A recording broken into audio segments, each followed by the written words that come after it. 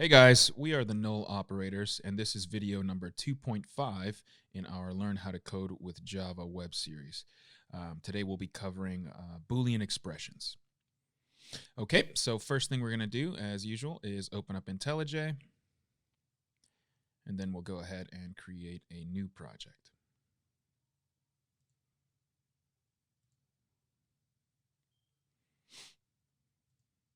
And we don't need any of these extensions, these libraries, so we'll go next and create our command line app. And I'm going to call this Boolean Expressions.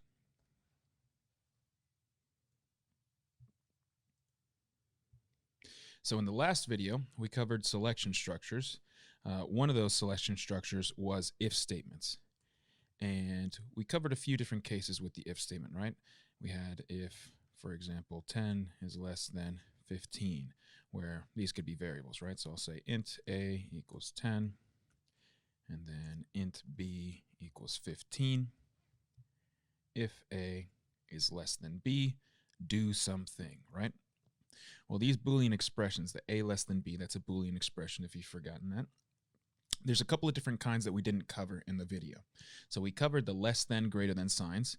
We also covered the equal sign, which if you remember, this is checking equality. So we're not doing assignment. The single equals is assignment. I'm saying I want 10 to be stored in the variable a. Here on the if statement, we're saying if a has the same value as b. Now we can expand on this, and we can also do a not equals, and that not is just the exclamation point. And all that's saying is if a does not have the same value as b.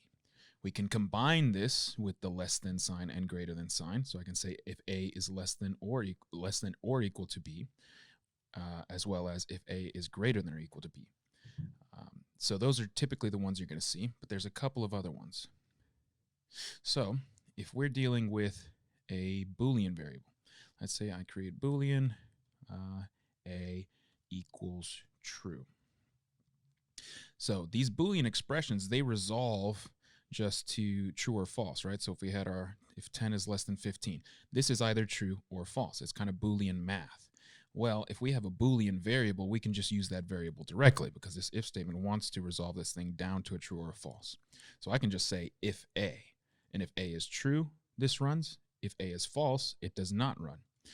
On top of that, that not that we used before, we can just attach to the front of a Boolean variable, and now I can say if not a. So if a is false, this will run. If a is true, it will not run. In addition to that, let's create our variables again for the integers. Say int a equals 10, int b equals 15, int c equals 0, and int d equals -5. So we can do if a is less than b and c is greater than d. So what's going on here is we have this and sign.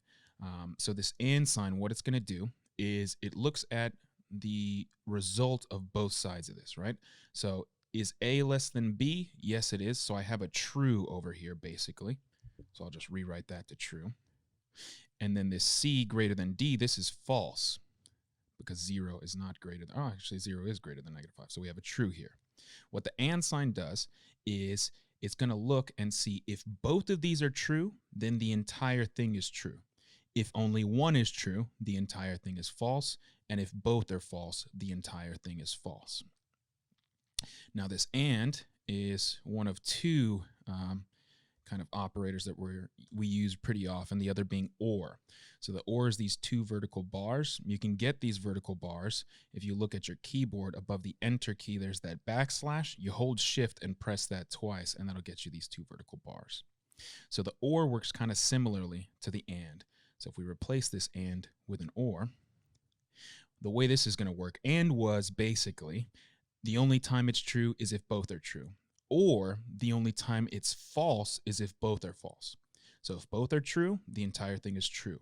If only one is true, the entire thing is true. But if both are false, then the entire statement is false. And you can combine these. I can have an or and then an and. So yeah, or false and bam. something like this. So the and is going to get resolved first. So that's something that you should recognize. It's in the operator precedence, it's going to check for the and first. So it would look at true and false, which is false. And then it would look at true or false, which is true. And then this entire thing is now true, right? So we have true or true, which is true. And the entire thing ends up being true. And I know that's kind of confusing when I'm just saying true and false and all that. So let's just create a little chart here. Okay, so let's draw some tables for this and this or so you can better see what I'm talking about.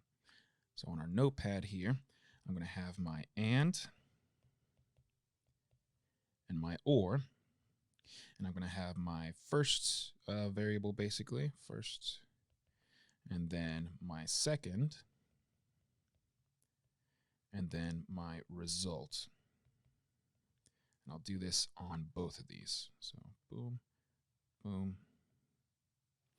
So with the and, if I have a true and a true, my answer is true.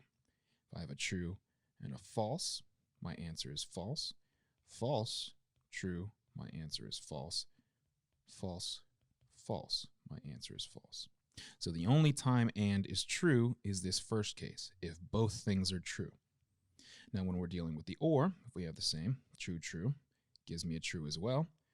Now true, false also gives me a true, and false, true also gives me a true.